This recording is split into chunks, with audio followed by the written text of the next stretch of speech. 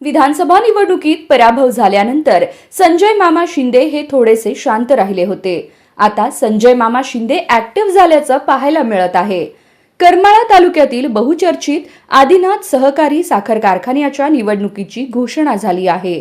विधानसभा निवडणुकीनंतर होणाऱ्या या निवडणुकीकडे तालुक्याचं लक्ष लागलं आहे. संजय मामांसह तालुक्यातील प्रमुख राजकीय नेत्यांची भूमिका या निवडणुकीत महत्त्वाची ठरणार आहे. या निवडणुकीत आमदार नारायण पाटील, माजी आमदार संजय मामा शिंदे, माजी आमदार जयवंतराव जगताप, दिग्विजय बागल, गणेश चिवटे आणि महेश चिवटे यांच्या भूमिकेकडे विशेष लक्ष आहे. या निवडणुकीच्या पार्श्वभूमीवर माजी आमदार संजय मामा शिंदे यांच्या समर्थकांची महत्त्वाची बैठक आज करमाळ्यात विठ्ठल निवास येथील संपर्क कार्यालयात पार पडली.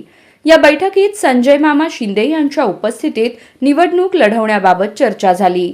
संजय मामा ऍक्टिव्ह झाल्याने विरोधकांची चिंता वाढली आहे.